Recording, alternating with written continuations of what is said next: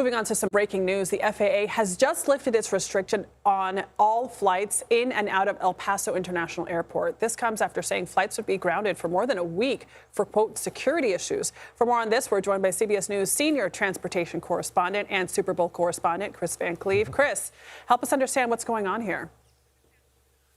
Sure. What we are learning now is that there had been concern about cartel drones that appeared to have breached U.S. airspace, prompting a government response. And those activities were creating some concerns about how all of those aircraft would interact with commercial aircraft, prompting the FAA, out of an abundance of caution, to halt all flights under 18,000 feet. They put that 10-day restriction up. We don't know why it was 10 days, but now that this activity has been commenced, it appears that the Department of Defense and the Department of Transportation have determined there is not a risk to commercial aircraft, and they're going to allow flights to resume.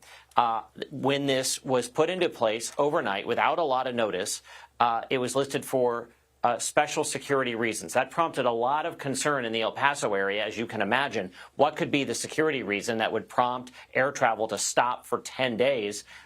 It now appears that this had to do with drone and counter-drone measures that were operating in the area around the airport. That airport runway is only a couple of miles from the U.S.-Mexico border, so if a drone did come across the border, it could put that drone right in the way of planes taking off or landing, and that obviously would be a huge concern because particularly government drones can be quite large.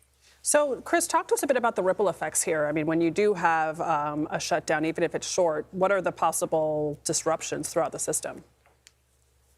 Well, yeah, so airlines canceled flights today, and they certainly were preparing and scrambling to make plans to cancel them for the next 10 days. This airport has about 53 departures a day, so typically then 53-ish arrivals a day. About 7,000 people a day could fly through that airport, but it's also cargo.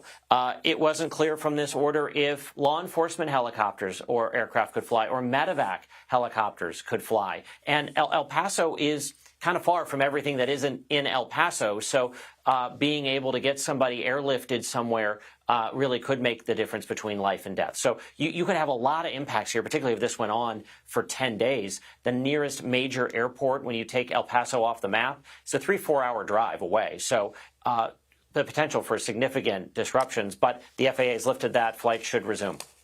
All right, Kris, thank you so much.